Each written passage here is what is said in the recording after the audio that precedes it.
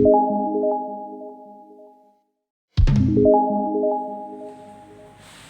peut même montrer que xk inférieur ou égal à xk plus 1 et ceci, quel que soit k, appartenant à on fait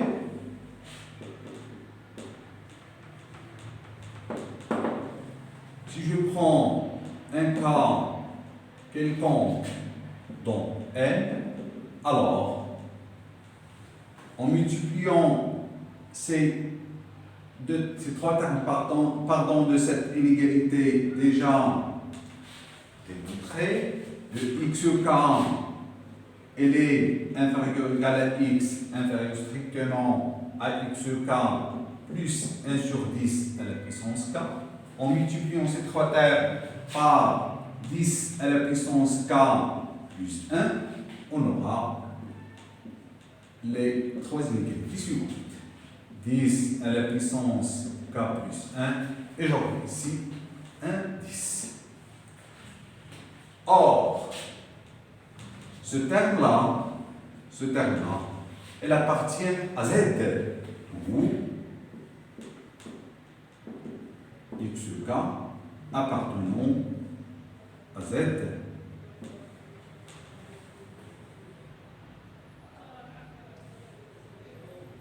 Pourquoi? Eh bien, parce que 10 à la puissance k fois xk, elle appartient à z, et 10 à la puissance de k plus 1 fois x n'est rien d'autre que 10 fois ce nombre. Donc, la partie entière de ce nombre, vu sa définition, nous avons déjà dit que la partie entière d'un nombre est le plus grand entier qui est juste inférieur ou égal à ce nombre. Donc, 10 à la puissance k plus 1 fois xk, elle est inférieure ou égale à la partie entière de 10 à la puissance k plus 1 fois x. Ou encore, xk, elle est inférieure ou égale à la partie entière de 10 à la puissance k plus 1 fois x sur 10 à la puissance k plus 1. Et ce nombre n'est rien d'autre que xk plus 1. Donc, de xk, elle est inférieure ou égale à xk plus 1. En fait, nous allons voir dans le chapitre suivant, sur les suites numériques, que cette suite va converger vers x. En fait, ce résultat se trouve aussi dans le travail ou bien le manuscrit que vous allez avoir. En fait, la démonstration étant le manuscrit que vous allez recevoir sous forme d'un exercice, bien sûr, et dont on voici la solution. Maintenant, on va attaquer une partie que vous avez déjà vue au lycée, à savoir les intervalles, puis on introduira une notion peut-être nouvelle pour vous, pour certains d'entre vous, qui est la notion de voisinage et la notion de Vernon, pour attaquer ensuite la densité de Q et de R moins Q dans R. Maintenant, pour la définition d'un intervalle, si je prends deux nombres réels A et B, tels que A inférieur ou égal à B, on appelle les segments d'extrémité, A et B, et on note segment AB comme ça, le sous-ensemble de R défini par. Donc c'est AB qui est égal à l'ensemble des X qui appartiennent à R, tel que X est supérieur ou égal à A et inférieur ou égal à B. Maintenant, si on prend une partie I de R, I est intervalle de R, si celui-ci, pour tout A et B de I, tel que A inférieur ou égal à B, le segment AB, comme il est défini ici, est inclus dans I. En d'autres termes, quel que soit AB de I, tel que A inférieur ou égal à B, on a, quel que soit X dans R compris entre A et B, le X est dans I. Une petite remarque sur un intervalle, sur ce segment AB, plutôt AB de R tel que A inférieur ou égal à B, alors l'intervalle, bien le segment AB, n'est rien d'autre que l'ensemble des lambda fois A plus 1 moins lambda fois B, tel que lambda appartient à 0,1. Elle est égale aussi à lambda B plus 1 moins lambda A, tel que lambda appartenant à 0,1. Eh bien, ce résultat est simple à vérifier, comme je vais le montrer. Eh bien, si je prends un x qui appartient à l'intervalle AB, ça veut dire, géométriquement, j'ai le nombre réel A, j'ai le nombre réel B, et le x est le B. Donc, un nombre qui appartient à l'intervalle AB. Alors, d'après ce schéma même, je peux écrire mon x sur la forme suivante. X est égal à A plus cette partie. Donc, cette partie n'est rien d'autre que x moins A. En fait, cette égalité est vraie indépendamment de cette figure. Mais le x moins A, cette partie, puisque le B inférieur strictement à supérieur strictement à pardon, je peux l'écrire comme ça. Ainsi, si je pose lambda, elle est égale à x moins A sur x moins A, j'obtiens la chose suivante. Lambda B moins A. Avec, bien sûr, le lambda, elle est égale à x moins A sur B moins A. Et bien sûr, ce lambda appartient à 0,1. Pourquoi? Dire que le x est compris entre A et B, ça veut dire que la longueur de cet intervalle, qui n'est rien d'autre que x moins A, elle est d'une part inférieure ou égale à l'amplitude ou bien la longueur de cet intervalle qui est B moins A. Et bien sûr, ce x moins A, il est supérieur aussi à cet intervalle, bien la longueur de cet intervalle qui est A moins A. En fait, cette double inégalité, je peux la montrer sans passer par ça. Je retranche le A des trois membres de cette inégalité B et le A moins A, inférieur à x moins A, inférieur à B moins A. Mais géométriquement, ça se voit clairement. X moins A, c'est exactement la longueur de l'intervalle à x, ou bien le segment à x. B moins A, c'est l'amplitude, ou bien la longueur de cet intervalle, ou bien de ce segment. Et le A moins A, c'est la longueur de l'intervalle AA. Et la longueur de cet intervalle est exactement 0. Ce qui entraîne que 0 inférieur ou égal à x moins A, inférieur ou égal à B moins A, et B moins A étant supérieur strictement à 0 parce que le A est inférieur strictement à B, en divisant par B moins A, j'obtiens ici 1. Donc ce lambda appartient bien à 0,1. Ainsi, ce nombre, elle est égale à lambda B plus 1 moins lambda A. Donc, et en posant ce lambda sur 1 moins lambda égale à mu, j'obtiens la chose suivante. Pardon, 1 moins mu B avec mu, elle est égale à 1 moins lambda. Et on a bien, si lambda est compris entre 0 et 1, alors le 1 moins lambda aussi, il est compris entre 1 et 0. C'est simple à vérifier. Ainsi, l'ensemble AB, l'intervalle AB, elle est inclus dans cet ensemble-là. Soit lambda B plus 1 moins lambda A, tel que le lambda appartenant à 0,1, elle est inclue aussi, AB, elle est inclue dans l'autre ensemble. Ça veut dire le mu A plus 1 moins mu B, tel que le mu, bien sûr, appartient aussi à 0,1.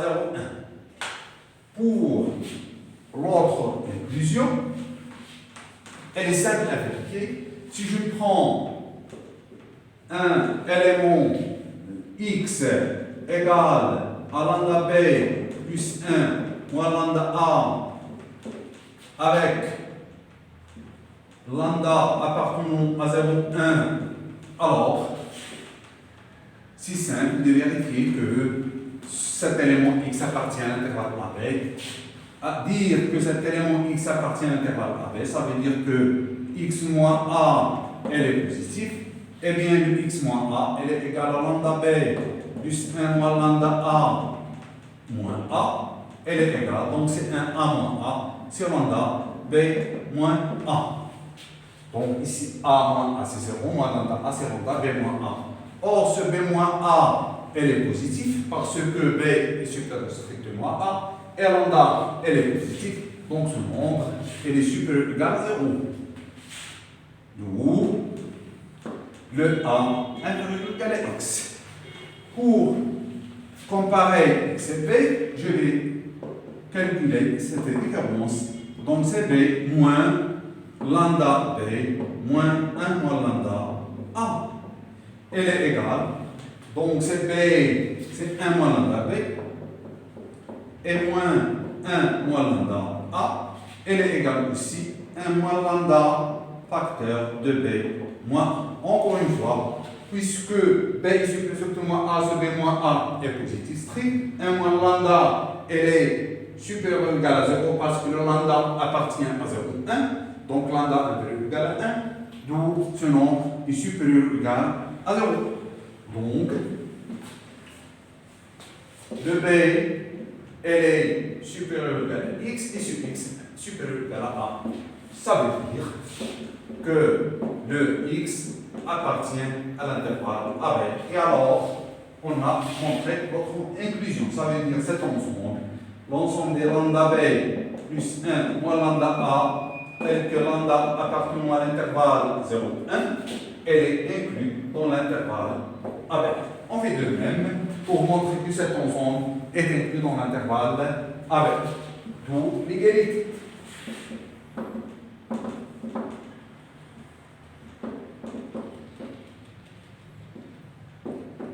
En fait, comme nous allons le voir dans la leçon, la troisième leçon de ce programme, de ce module d'analyse 1, on a construit en quelque sorte une application bijective entre un intervalle quelconque AB et l'intervalle 0, 1. Donc voilà, en fait, la bijection qui a été construite, c'est celle-ci. Elle est simple, 0, 1 vers l'intervalle AB. Il y a un lambda, j'associe son image, c'est lambda A plus 1 moins lambda B, ou bien elle est égale aussi à mu B plus 1 moins mu A, en posant bien sûr. Maintenant, lambda, c'est voilà son image. Si je prends mu par dans 0,1, voilà l'autre application, son image, c'est ça. Donc, c'est une application bijective, soit la première, soit la seconde. On va montrer que c'est une application bijective. On convient que l'ensemble vide est aussi un intervalle de R. En fait, l'ensemble vide, je peux l'écrire comme le segment AA, ou bien BB, avec A et B dans R. Les autres intervalles de R sont les suivants. Si je prends donc un intervalle I de R, alors I est l'un des 9 types d'ensembles suivants. Donc, le premier, c'est l'intervalle AB. On va voir qu'on l'appelle, vous l'appelez déjà l'intervalle ouvert AB, on va voir pourquoi. C'est l'ensemble des x qui appartiennent à R tel que x compris entre strictement AB, vous connaissez déjà ce résultat. L'intervalle sous-ouvert ou bien sous-fermé AB. L'intervalle semi-fermé de la part de A ou bien du côté de A, AB aussi. L'intervalle fermé AB, dont on a parlé auparavant. Maintenant, les deux intervalles A plus l'infini, comme ça ouvert, et l'intervalle sous-ouvert, bien sous-fermé, A plus l'infini. L'intervalle, bien les deux intervalles, moins l'infini A et moins l'infini A, celui-là est ouvert et celui-là est semi-fermé sur la partie du côté de A par 3. Et enfin, l'intervalle, moins l'infini, plus l'infini. Donc il y en a 4, plus celui-là c'est 9. Si j'ajoute l'ensemble vide, il y en a 10. Bien sûr, le A et le B sont deux nombres réels avec A inférieur strictement à B. Les intervalles AB ouverts comme ça, A plus l'infini, moins l'infini A et moins l'infini plus l'infini, qui sont au nombre de 4, sont des intervalles ouverts. Donc pour la preuve, je ne vais pas la faire, elle est un peu longue, donc ça se fait selon que I est majoré, minoré ou non, et que l'inf de I et le sup de I appartient ou non à l'intervalle I par 3. Donc la notion nouvelle, c'est la notion du voisinage. Donc je prends nx0 appartient à R, et V une partie de R. On appelle intervalle de centre x0 et de rayon R avec le R un réel strictement positif, c'est tout intervalle sous cette forme. x0 moins R, x0 plus R. Bien sûr, l'intervalle ouvert. Si je prends V une partie non vide de R, elle est déjà donnée, elle doit être non vide. V est un voisinage de x0, signifie qu'il existe un R strictement positif, tel que cet intervalle x0 moins R, x0 plus R est inclus dans V. Un voisinage V de plus l'infini, respectivement de moins l'infini, ce sont les intervalles de R qui s'écrivent comme ça. Bien sûr, elles doivent contenir un intervalle A plus l'infini. On parle dans ce cas d'un voisinage de plus l'infini. Si l'ensemble V contient l'intervalle ouvert moins l'infini A, on dit que V est un voisinage de moins l'infini. Si je prends maintenant un A inclus dans R, A est ouvert, ou bien le sous-ensemble A de R est ouvert, signifie que A est voisinage de chacun de 6 points. C'est-à-dire, pour n'importe quel X pris dans A, il existe un R positif tel que X moins R, X plus R est inclus dans A. A est fermé signifie que sont complémentaires si l'ensemble des X de R qui n'appartient pas à A est un ouvert. Comme titre d'exercice,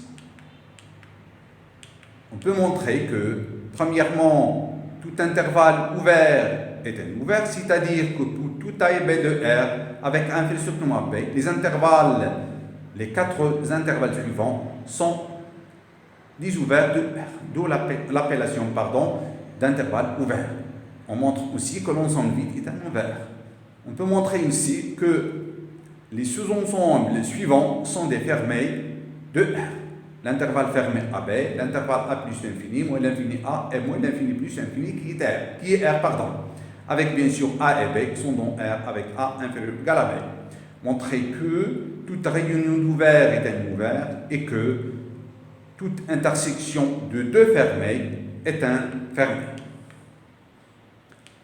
Donc, une bien avant-dernière proposition, si je prends deux nombres réels quelconques, si je prends deux nombres réels distincts quelconques, alors entre ces deux nombres réels, il existe au moins un nombre rationnel et au moins un nombre irrationnel. Ça veut dire un élément, bien un nombre réel qui n'appartient pas à Q. On dit que Q est dense dans R, on dit aussi que R moins Q est dense dans R. Donc pour la démonstration, elle est là dans ce manuscrit. Pourtant, je vais la reprendre avec vous ici. Donc je vais prendre deux nombres réels, A et B, tels que A inférieur strictement à B, et je vais démontrer qu'il existe un nombre rationnel compris entre ce A et ce B. Soit donc la preuve du fait que entre deux nombres réels distincts, donc soit eh bien, il existe au moins un nombre rationnel appartenant à R, tel que, donc, puisqu'ils sont distincts, je peux supposer, par exemple, A inflexion moins B. Donc, montrons qu'il existe un élément, qu'il existe un R appartenant à Q, tel que le A inférieur strictement à R, inférieur strictement à B. Et vu que l'ensemble Q, nous l'avons déjà rappelé, c'est l'ensemble des P sur Q, tel que P appartient à Z et Q appartient à N étoile. Alors, bien trouver un élément R, vérifions ça, ceci est équivaut à l'existence, c'est-à-dire il existe un P sur Q, ou bien il existe un P Q qui appartient à Z croix N étoile, et bien tel que le A inférieur strictement à P sur Q inférieur strictement à P.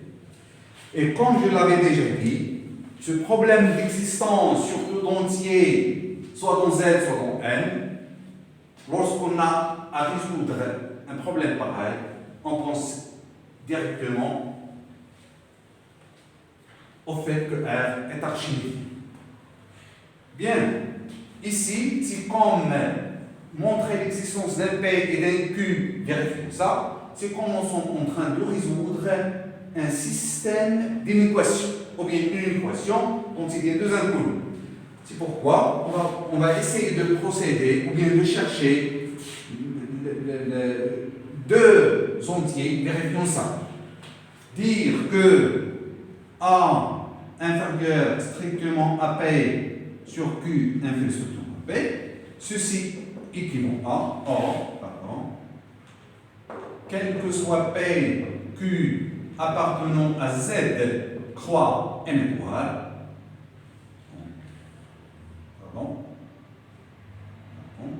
je vais l'écrire autrement, donc c'est-à-dire que, or, pour tout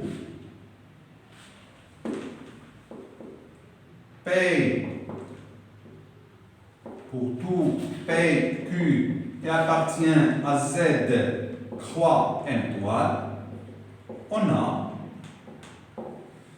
donc la technique, je l'ai déjà utilisée pardon, inférieur strictement, supérieur strictement à A, inférieur strictement à B, ceci équivaut à, le Q étant un entier naturellement nul, donc il est positif, donc cette proposition est équivalente à AQ, inférieur strictement à P, inférieur strictement à QB. Donc nous sommes en train de chercher l'existence d'un entier P, un entier relatif bien sûr, et d'un entier naturellement nul Q qui vérifie ça. Vu que celui-là c'est un entier relatif, alors le AQ qui est inférieur à P, ceci entraîne que la partie entière de A multiplié par Q qui est inférieur ou égal à ce AQ est inférieur strictement à P. Donc, la partie entière de AQ, elle est inférieure strictement à P. Celui-là et celui-là étant deux entiers, ceci entraîne que la partie entière de AQ est plus 1 inférieur à P. Souvenez-vous qu'on cherche deux entiers, P et Q, qui vérifient ça. Eh bien, ce P, lorsqu'il existe, on a montré la chose suivante. Si un tel entier relatif existe, il doit vérifier ça. Elle doit être supérieure ou égale à la partie entière de AQ plus 1. Donc il y a une infinité d'entiers qui vérifient ça. Un qui est peut-être convenable, ou bien qu'on peut le choisir simplement, c'est celui-là. Si on prend maintenant, si P égale à la partie entière de AQ plus 1, alors on a la chose suivante. Donc, la partie entière, c'est P, donc on a P, elle est, pardon, P moins 1, elle est égale à la partie entière de AQ, P moins 1, elle est inférieure ou égale, puisque c'est la partie entière de AQ, il est inférieur ou égal à AQ, et ce AQ, il est inférieur strictement à la partie entière de AQ plus 1, ça veut dire P. Tout bien. Alors, pardon. P sur Q moins 1 sur Q, elle est inférieure ou égale à inférieure strictement à P sur Q.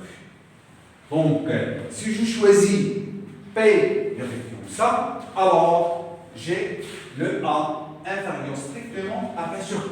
Maintenant, reste à montrer, ou bien à chercher un Q tel que ce P sur Q. Maintenant, cherchons Q appartenant à N étoile. Bien sûr, ici, j'ai divisé par Q parce que Q c'est un entier naturel nul. Donc, cherchons un Q qui appartient à N étoile, tel que, cette fois-ci, j'aurai premièrement P sur Q supposé à A. Cette condition, je l'ai, quel que soit Q appartenant à N étoile, mais le P, je l'ai pris égal à ça. On prend P égale à la partie entière de AQ plus 1 pour n'importe quel entier Q, non entier naturel bien sûr, non nul, j'ai le fait que A inférieur à P sur Q. Maintenant, je cherche un Q tel que j'ai cette inégalité A inférieur strictement à P sur Q, mais l'entier qu'on a trouvé qui vérifie ça, le P, il vérifie aussi ça, et bien sûr, pardon, je le cherche ici, elle doit être inférieure strictement à P.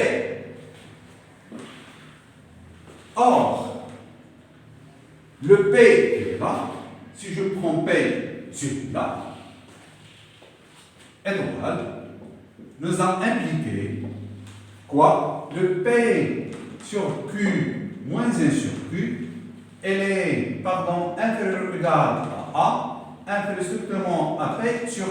Et je veux que celui-là inférieure strictement à P. Un petit schéma illustrant cette substitution est le suivant. Donc j'ai le A, j'ai le B, et j'ai le P sur Q, elle est tout ce que je sais d'après étoile, c'est ça.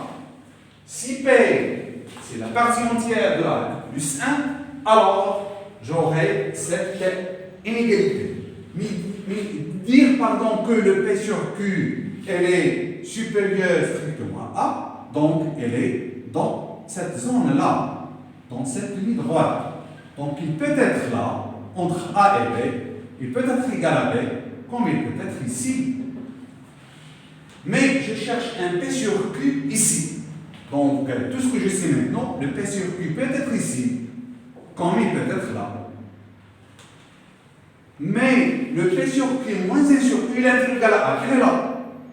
Le P sur Q moins 1 sur Q, je suis sûr, lorsque je choisis le P égal à ça, L. Maintenant, nous allons essayer de caractériser les entiers Q qui sont là, qui sont sur cet intervalle. Donc dire, et par la suite je vais prendre le complémentaire, dire qu'un est P sur Q, s'il est supérieur ou égal à B, j'aurai la chose suivante. P sur Q, moins 1 sur Q, inférieur inférieur ou égal à A, et ce A inférieur strictement à P sur Q. Mais dire que le P sur Q est supérieur strictement à P, ça veut dire que j'ai le P ici. Et cette situation implique et entraîne, pardon, cette situation entraîne que elle est déjà là. Si je prends la longueur de cet intervalle, celui-là, qui est égal à P sur Q moins P sur Q moins 1 sur Q, donc si j'ai cette situation, ça veut dire j'ai ça, alors cette différence, elle est supérieure ou égale à cette différence. Elle est supérieure ou égale avec moi. Mais cette différence n'est rien d'autre que 1 sur Q. C'est-à-dire où le 1 sur Q, elle est supérieure ou égale avec moi. Ainsi, on a peut-être donné une caractérisation, ou bien si on n'a pas donné, ce n'est pas une caractérisation, si le P sur Q, elle est là, alors nécessairement, je dois avoir 1 sur Q supérieur ou égal avec moi. Ça veut dire, si je veux mon P sur Q ici, je dois avoir la négation de ça. Pour avoir le P sur Q inférieur ou strictement à B, il suffit. Pardon, est-ce qu'il suffit ou bien est-ce qu'il faut? Parce que si elle est là, c'est le nombre, elle est là, alors j'ai ça. Ça veut dire pour avoir ça, il faut que, j'ai dit qu'il suffit, il faut que le 1 sur Q, elle est inférieure strictement à B moins A. Souvenez-vous, nous sommes en train de chercher un Q qui vérifie ça. Sachant qu'on a trouvé par exemple P, défini par étoile, P c'est la partie entière de AQ plus 1, dès que j'ai le P, je prends P égale à cette valeur, pardon, j'ai cette inégalité, ces trois inégalités, pardon, bien ces deux inégalités, pardon. Si je veux avoir ça, il faut qu'on a ça. C'est-à-dire, pardon, c'est-à-dire cette condition elle est équivalente à, puisque le B moins A est positif, que 1 inférieur strictement à Q fois B moins A. Bien sûr, celle-ci elle est équivalente à celle-là. Maintenant, dire que le P sur Q est inférieur strictement à B, il faut que, pour avoir ça, pardon, il faut que P sur Q est inférieur strictement à B, ceci équivaut à, pardon, il faut que j'ai ça, et ceci équivaut à ça. Mais pourquoi on a l'existence d'un Q tel que Q fois B moins A supérieur strictement à 1? Eh bien voilà, je l'ai déjà dit, c'est la propriété d'Archimède. Et comme, on sait que R est archimédien,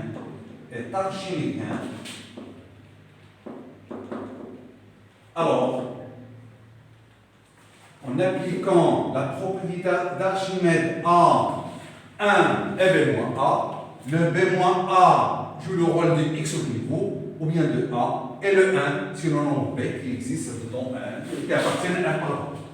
Alors, la propriété d'Archimède, alors, il existe, un Q qui appartient à n étoile, elle appartient à n plus court, mais puisque Q fois B moins A c'est la 1, donc le Q appartient à n étoile. Tel que le Q fois B moins A, elle est supérieure strictement à 1. Et ceci est équivaut à ça. Maintenant, donc, si on prend premièrement P égale la partie entière de AQ plus 1, et bien sûr le Q, je vais commencer par Q, pardon. Si on prend Q appartenant à n étoile tel que Q fois B moins A est supérieur strictement à 1, et le P elle est égale à la partie entière de AQ plus 1, alors on a la chose suivante. Alors,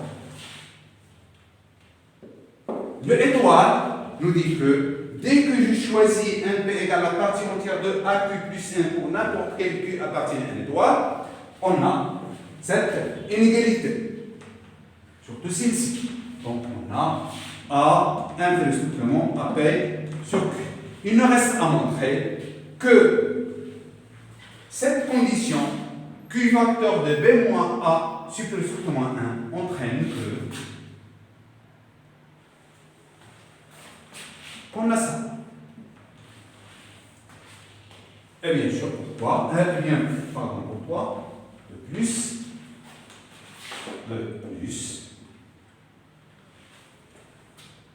j'ai le B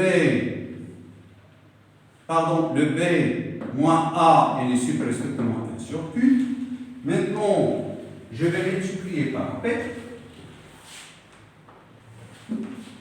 Alors, de étoile nous a entraîné que P sur Q moins 1 sur Q, elle est inférieure ou égale à A, et ce A inférieur strictement à P sur Q.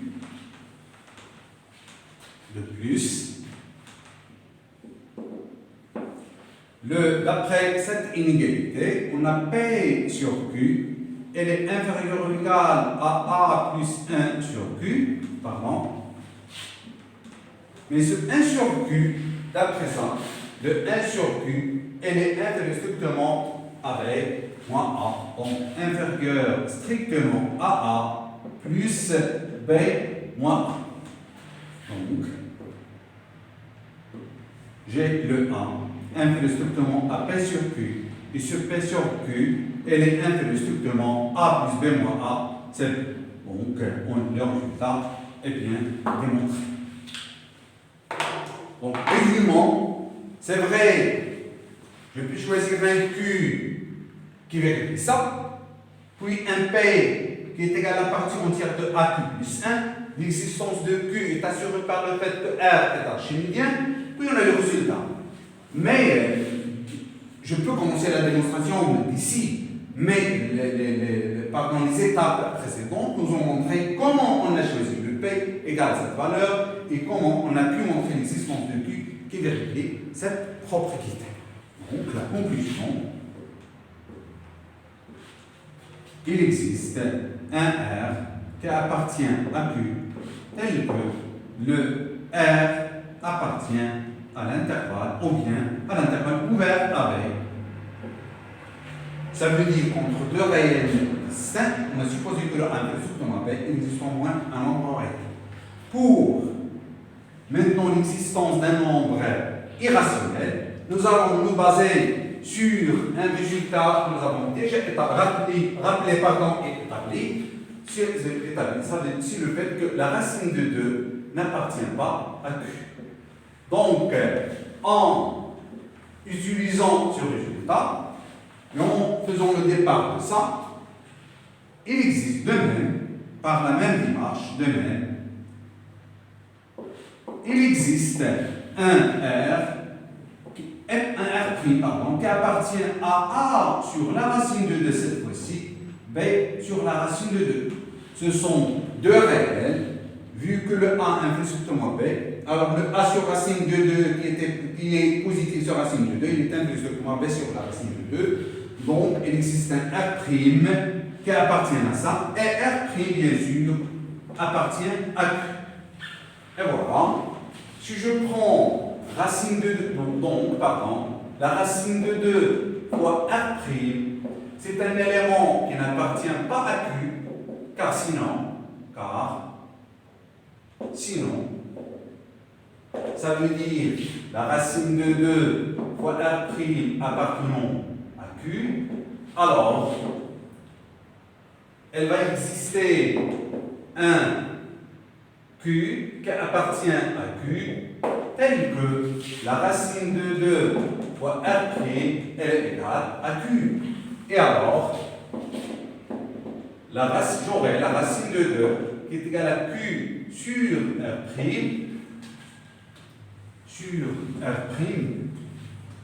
Bien sûr, la question qui se pose sur R' qui appartient à Q, s'il est égal à 0.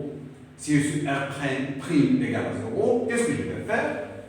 J'ai le A sur la racine de 2, j'ai le B sur la racine de 2.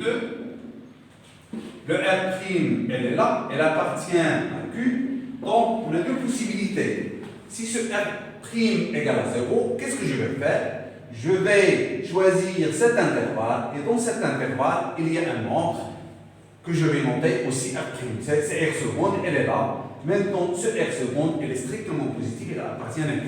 Donc, je peux toujours choisir ce R' appartient à cet intervalle, avec le R', bien sûr, appartient à Q étoile. Je répète, si le R' est égal à 0, je vais choisir dans cet intervalle un autre réel qui est rationnel, qui est en U. Donc, celui-là, bien sûr, appartient à Q, car le R', je l'ai pris différent de 0. Et je peux le faire toujours. Maintenant, dire que la racine de 2 est égale à Q sur R', avec le Q appartient à Q, le R' appartient à Q, elle est là. Alors, le racine de 2, le nom racine de 2 appartient à Q. Il suffit là-dessus. Donc, notre élément, donc, ou plutôt, la racine de 2 fois R', pardon, la racine de 2 fois R', c'est un élément qui n'appartient pas à Q, donc c'est un irrationnel, n'appartient pas à Q, donc racine de 2 fois R' est un irrationnel. Elle n'est pas rationnelle, donc c'est un irrationnel. C'est un irrationnel. Et bien sûr, dès que j'ai le R', il est compris entre A sur racine de 2 et B sur racine de 2, alors R' fois racine de 2, il est compris strictement entre A et B. Donc on a pu trouver un irrationnel entre A et B. En fait, la démonstration de ce résultat, elle est là. En fait, la preuve, elle est là. Vous l'aurez chez vous. Une petite remarque, c'est la dernière dans ce cours, c'est que entre deux nombres réels, en fait, distincts, il existe une infinité de nombres rationnels et une infinité de nombres irrationnels. Et si je prends un intervalle de R, un intervalle bien sûr contenant au moins 2 points, en particulier un intervalle ouvert, alors cet intervalle contient une infinité de nombres rationnels, une infinité de nombres irrationnels. Eh bien, la preuve se fait soit par récurrence, soit par l'absurde. Ça veut dire on suppose qu'il existe, on a déjà montré qu'il existe un, on suppose qu'il existe un nombre fini et on arrive à une absurdité. Donc ce chapitre vient d'être achevé. Donc le chapitre suivant vous sera présenté par le professeur Madame Amina Ben Bachir Hassani, notre chef de département, vient à vous et vous aurez un rendez-vous avec elle la semaine prochaine, Inch'Allah. Au revoir, salam alaikum.